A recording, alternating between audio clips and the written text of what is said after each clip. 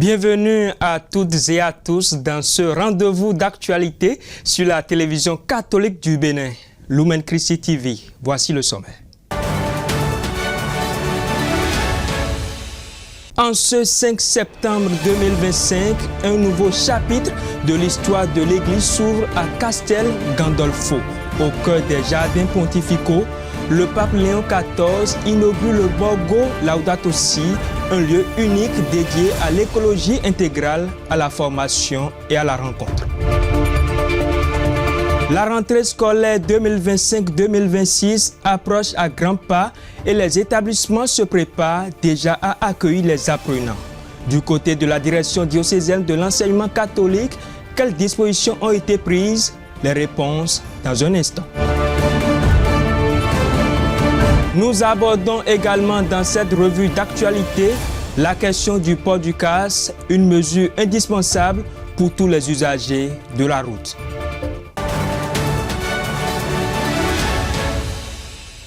À nouveau, bienvenue dans cette revue d'actualité. Comme annoncé dans les titres, un nouveau chapitre de l'histoire de l'Église s'ouvre à Castel Gandolfo. Le pape Léon XIV a inauguré le Borgo Laudato Si, un centre unique où spiritualité et écologie se rencontrent. Pour précision, ce jardin s'étend sur 55 hectares de culture et de formation. Le projet vise à former des milliers de personnes à un mode de vie durable. Suivons un extrait des propos du pape Léon XIV. La sauvegarde de la création représente donc une véritable vocation pour chaque être humain. Un engagement à accomplir au sein même de la création, sans jamais oublier que nous sommes des créatures parmi les créatures et non des créateurs. C'est pourquoi il est important, comme l'écrivait mon prédécesseur, de retrouver une harmonie sereine avec la création afin de réfléchir sur notre style de vie et nos idéaux, afin de contempler le Créateur qui vit parmi nous et dans ce qui nous entoure. Le Borgo Laudato Si que nous inaugurons aujourd'hui se présente comme l'une des initiatives de l'Église visant à réaliser cette vocation d'être les gardiens de l'œuvre de Dieu. Une tâche exigeante, mais belle, fascinante, qui constitue un aspect primordial de l'expérience chrétienne. Le Borgo Laudato Si est une graine d'espoir que le pape François nous a laissée en héritage, une graine qui peut porter des fruits de justice et de paix. Et elle le fera en restant fidèle à sa mission, être un modèle tangible de pensée, de structure et d'action, capable de favoriser la conversion écologique à travers l'éducation et la catéchèse.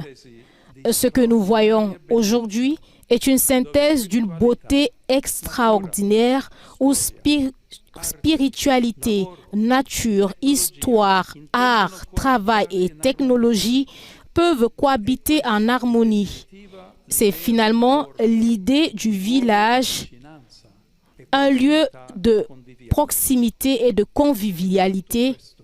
Et tout cela ne peut que nous parler de Dieu. Toujours au Vatican, le pape Léon XIV a tenu son audience générale ce mercredi 3 septembre. À travers une catéchèse riche en enseignements, fidèles et pèlerins ont été édifiés et invités à placer toujours leur confiance en Jésus. Le Saint-Père a souligné que le véritable amour n'est pas seulement de donner, mais aussi d'apprendre à demander. Suivons un extrait de ses propos. L'Évangile nous montre que la mesure de notre humanité n'est pas donnée par ce que nous pouvons conquérir, mais par notre capacité à nous laisser aimer et, quand cela est nécessaire, aussi aider. Jésus nous sauve en nous montrant que demander n'est pas indigne, mais libérateur. C'est le moyen de sortir de la dissimulation du péché pour retourner dans l'espace de communion. Dès le départ, le péché a engendré la honte. Mais le pardon, le vrai pardon, naît lorsque nous pouvons regarder en face notre besoin et ne plus craindre d'être rejetés. La soif de Jésus sur la croix est donc aussi la nôtre. C'est le cri de l'humanité blessée qui cherche encore l'eau vive. Et cette soif ne nous éloigne pas de Dieu. Elle nous unit plutôt à lui. Si nous avons le courage de la reconnaître, nous pouvons découvrir que notre fragilité est aussi un pont vers le ciel. C'est précisément en demandant et non en possédant que s'ouvre une voie de liberté, car nous cessons de prétendre nous suffire à nous-mêmes. Dans la fraternité, dans la vie simple, dans l'art de demander sans honte et de donner sans calcul, se cache une joie que le monde ne connaît pas. Une joie qui nous ramène à la vérité originelle de notre être. Nous sommes des créatures faites pour donner et recevoir de l'amour. Chers frères et sœurs, dans la soif du Christ, nous pouvons reconnaître toute notre soif et apprendre qu'il n'y a rien de plus humain, rien de plus divin que de savoir dire « j'ai besoin ». N'ayons pas peur de demander, surtout lorsque nous pensons de ne pas le mériter. N'ayons pas honte de tendre la main. C'est précisément là, dans ce geste humble, que se cache le salut. La rentrée scolaire 2025-2026 s'annonce à grands pas. Dans les établissements, les dispositions sont déjà prises pour accueillir les apprenants. Du côté de la direction diocésaine de l'enseignement catholique, tout est prêt afin que les cours débutent dès le premier jour des classes. Suivez le reportage de Prince Donald Banou. Élèves, enseignants et responsables administratifs reprennent le chemin des classes le 15 septembre prochain. Dans les écoles et collèges catholiques de l'archidiocèse de Cotonou, la rentrée sera effective telle que voulue par le gouvernement et toutes les dispositions sont prises pour assurer une bonne rentrée. Nous sommes à quelques jours de la rentrée et dans toutes les écoles, les dispositions sont prises pour une bonne rentrée. Et disons que déjà pendant les vacances, il y a toujours des permanences pour accueillir les parents, pour accueillir aussi les apprenants qui voudraient prendre des renseignements. Et là, on est déjà pratiquement proche de la rentrée.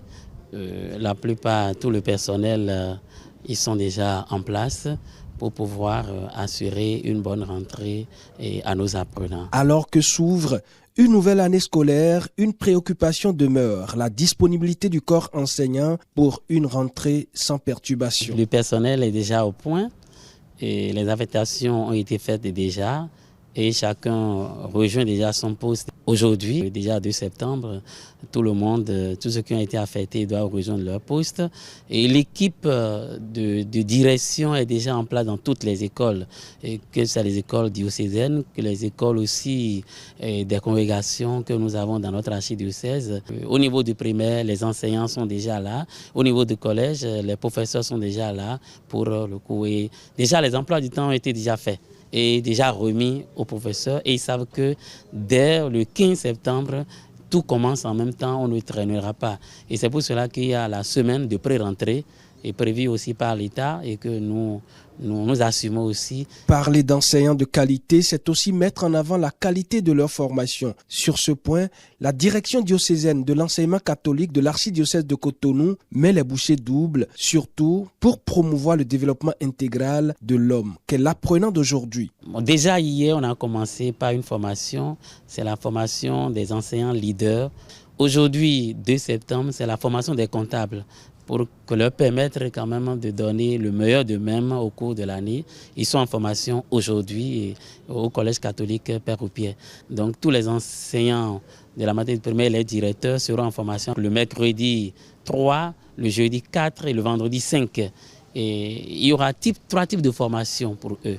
Il y a la formation pédagogique, la formation psychologique et la formation catéchétique, puisque nous savons que dans nos écoles primaires, il y a le catéchisme qui se fait par les enseignants. Donc on les forme pour qu'une fois en situation de classe, ils puissent aider les apprenants à faire le catéchisme déjà en classe avec les apprenants pour les sacrements. Par son engagement constant, la direction diocésaine de l'enseignement catholique de l'archidiocèse de Cotonou réaffirme sa mission: offrir une éducation de qualité fidèle à l'esprit de l'enseignement catholique au service du développement de l'homme et de la société. Bonne rentrée à toutes et à tous. À l'approche de la rentrée, les parents se mobilisent pour que les apprenants retrouvent le chemin des classes en toute quiétude. Mais une question demeure: avez-vous pensé à la préparation psychologique indispensable pour une année scolaire réussie? Selon les performances de l'enfant l'année écoulée, certaines mesures s'imposent. Le père Achille Lanviwanou, psychologue, en souligne les aspects essentiels. Suivant. On peut y avoir 5 enfants dans une famille, les 5 ne vivent pas les mêmes choses. Vous savez, il y a ce qu'on appelle les déficits. Du point de vue psychologique, du point de vue neurologique et du point de vue physique, je vais dire, des déficits qui n'aident pas l'enfant à atteindre des objectifs. Par exemple, un enfant qui a un problème de dyslexie, c'est-à-dire a du mal à lire, un enfant qui a un problème de compréhension ou un enfant qui a un problème d'attention, mais quand on dit qu'il a paressé, mais c'est fou. C'est que l'enfant a souffert durant toute l'année et les parents n'étaient pas préoccupés par sa souffrance. Les autres, les parents voulaient voir une autre. Parfois, la difficulté de l'enfant n'est pas liée à l'enfant même. C'est peut-être lié aux parents. L'absence des parents, par exemple, qui crée une certaine solitude chez l'enfant et une démotivation chez l'enfant. Parfois, c'est les conflits à la maison qui mettent l'enfant en situation et le rendement n'est pas ce qu'il faut. Mais les parents ne font pas les vrais diagnostics des situations de leurs enfants. Aujourd'hui, on gave l'enfant de répétiteurs. Et il a le répétiteur en mathématiques, en biologie, en français, en anglais. Vous savez ce qu'on appelle fatigue mentale. Quand un enfant se retrouve avec plusieurs personnes à cette trousse pour son rendement, mais l'enfant, il fait ce qu'on appelle une dépression. Et vous êtes là, dit, mais mon enfant ne travaille pas, mais il est étouffé mentalement, étouffé psychologiquement. À cause de tous ceux-là que vous avez mis, des gendarmes que vous avez mis pour pouvoir l'obliger à travailler. Donc, ce n'est pas les répétiteurs qui font travailler un enfant. C'est l'enfant qui est motivé à faire quelque chose. C'est ça qui lui donne de faire la chose avec beaucoup de joie. Un enfant qui n'a pas eu de bonnes notes, ce n'est pas d'abord une question de paresse. Et quand c'est une question de paresse, qu'est-ce qui ne marche pas dans sa tête pour que ça soit la paresse, pour qu'il n'ait pas de motivation? Parce que nous on parle de paresse, en termes techniques, c'est une démotivation. Et pourquoi cette démotivation chez l'enfant? Il faut qu'on essaye de chercher, de checker avec les instruments qu'il faut pour pouvoir mieux aider l'enfant. Lorsque les enfants traînent par exemple des blessures intérieures, il faut faire un processus de guérison des blessures intérieures. Mais ça ne se fait pas comme ça. Il faut connaître, il faut mettre l'enfant dans... Et il faut qu'on identifie de quoi il s'agit. Même s'il faut faire un accompagnement spirituel, il faut nécessairement qu'on aille à la rencontre des enfants pour savoir ce qu'ils vivent avant de dire accompagnement spirituel. Si ce que l'enfant vit relève de l'ordre spirituel, bon, on met les moyens spirituels à sa disposition. Mais il faut reconnaître que les parents doivent installer ce qu'on appelle la routine spirituelle à la maison. Dans cette édition, nous abordons la question du port du casque, une mesure indispensable pour tous les usagers de la route. Malgré la sensibilisation et les dispositions prises par le gouvernement, les accidents continuent de se multiplier et certains usagers restent toujours indifférents à cette obligation. Dans ce reportage signé Félicité Sozerwe et Immaculée Adonbo, la population appelle au strict respect de la loi sur le port du casque. Suivant. Depuis 1972, les autorités béninoises insistent sur le port du casque, une obligation négligée par les conducteurs de 2 à 3 roues motorisées. En ce même sens, le gouvernement du président Patrice Talon, après avoir sensibilisé et rappelé l'importance du port du casque, a mis à nouveau frais en vigueur ce décret assorti de sanctions. Là, il y a un accident Tassin président enoyi bon c'est 4 temps wadun bon mais bidon 4 temps. Le port de casque est devenu une habitude pour tout le monde maintenant. Avant on constate que les gens ne portent pas de casque. Mais aujourd'hui c'est un peu mieux. Il y a des gens qui ne portent pas de casque et roulent en vitesse de n'importe quelle manière. Olomi ouais tiedi. Igba ma bali ka de casque. Ole shagiri falon ko fe de casque. Ode mi wo. En cas d'accident, le casque réduit la gravité des blessures et de traumatismes crâniens. C'est une obligation légale au Bénin et un enjeu de sécurité important. Le fait de tomber et que ta tête aura du mal directement là, c'est le casque qui reçoit le coup.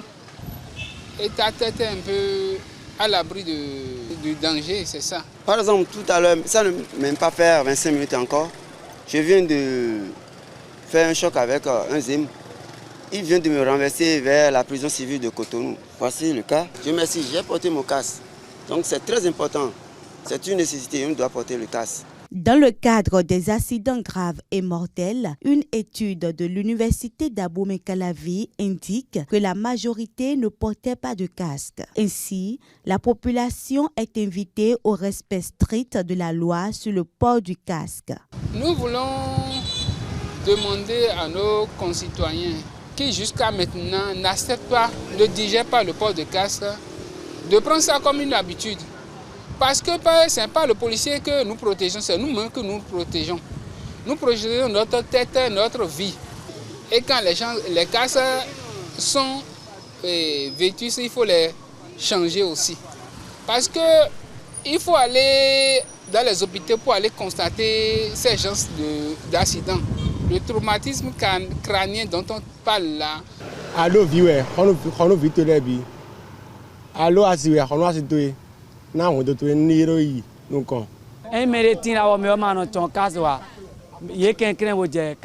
Pour la sécurité de soi et celle des autres, il est important d'obéir aux recommandations des autorités en portant le casque. Passons maintenant à la revue des titres de l'hebdomadaire catholique La Croix du Bénin, présenté par le Père Romaric Diokhosou. Amis téléspectateurs de la chaîne catholique Lumen Christi TV, bonsoir. Le numéro 1828 de l'hebdomadaire catholique La Croix du Bénin vient de paraître. À sa une, nous pouvons lire en manchette « Institut des Sœurs de Saint-Augustin du Bénin. Vœux perpétuels de 6 religieuses ». Le journal revient sur les pages 6 et 7 dans le dossier de cette parution sur cette célébration en précisant que le jeudi 28 août 2025, l'église Saint-Michel de Cotonou a abrité un triple événement. La profession perpétuelle des 6 sœurs, les jubilés d'argent et d'or d'autres religieuses. En page 2, dans la parution de cette semaine, le journal a titré dans la rubrique économie PropTech en Afrique, une hausse de 3650% des investissements au premier semestre 2025. C'est un constat reluisant qui est fait sur le continent africain dans le domaine de l'immobilier, boosté par une transformation liée à l'afflux de capitaux et à l'intégration progressive d'outils numériques. Sur la même page, vous lirez les rubriques Écologie, mon kit de suivi et le chiffre de la semaine. La première rubrique présente l'initiative d'une centrale agrivoltaïque au Vatican, tandis que la seconde rubrique met en lumière la construction très prochaine de 4 centrales solaires photovoltaïques au Bénin pour renforcer la fourniture en énergie électrique à Boïkon, Parakou, Djougou et à Natitengu. Dans la rubrique Ici et ailleurs à présent, l'hebdomadaire catholique La Croix du Bénin a titré Présidentielle 2026, la mouvance désigne Romuald Wadagni pour succéder à Patrice Talon. L'article est suivi immédiatement de l'éditorial du père Michael Gomé, Les altesses politiques béninoises. Découvrez le contenu de ces articles sur la page 3. En page 4, 2 autres articles meublent cette nouvelle parution. Nous avons d'abord, à l'épilogue du nouveau départ, le Bénin 65 ans après. Et ensuite, modernisation des infrastructures marchandes. Le marché de Bégamin renaît sous un nouveau visage. En page 5, toujours dans la rubrique Ici et ailleurs, la Croix du Bénin propose à ses lecteurs et à vous aussi, amis téléspectateurs, une lettre ouverte de Monseigneur Pascal Nkwe, archevêque de Parakou, aux enseignants. La profondeur de son enseignement nous sera d'une grande utilité. La Croix du Bénin aujourd'hui, chers amis téléspectateurs, c'est aussi la rubrique J'écoute sur les pages 8 et 9 qui nous aide à préparer notre journée dominicale à travers la méditation des textes liturgiques. Sur la page 10, dans la rubrique Point de vue, le journal a titré Décision numéro 2025-12 de la Sénat vers une ouverture du parrainage aux candidats non partisans. La question fait suite à la publication de la liste des pièces à fournir pour le dépôt des candidatures à l'élection présidentielle de 2026. La Sénat semble assouplir les conditions de déclaration de candidature autrefois drastiques. Pour une meilleure compréhension de cette décision, Alain Adiou, ancien ministre, l'analyse pour nous tout en émettant quelques réserves. En page 10, pour finir, la Croix du Bénin dans la rubrique Parlons liturgie avec le père Charles Alabi nous amène à la découverte du terme incardination et publie 2 communiqués. L'un sur l'ouverture d'une école de sensibilisation et de formation aux causes des saints à Cotonou et l'autre sur la formation qu'offre ou les formations qu'offre l'Institut pontifical Jean-Paul II. Amis téléspectateurs, la Croix du Bénin est disponible au prix de 300 francs CFA à son siège ici au centre Paul VI et sur nos diverses paroisses. Vous pouvez aussi la voir en version numérique au moyen d'un abonnement annuel de 10 000 francs ou en optant pour la version imprimée à 15 000 francs l'an. Pour plus d'informations, veuillez contacter le numéro suivant. Plus 229 01 66 85 56 99 ou 01 66 64 14 95. Ce sera tout pour cette revue des titres. Merci et à la semaine prochaine. Nous arrivons au thème de cette édition. Merci de votre fidélité et un grand merci à toute l'équipe de la rédaction et à la partie technique de Lumen Christi TV. Nous vous souhaitons un excellent week-end et que Dieu vous bénisse.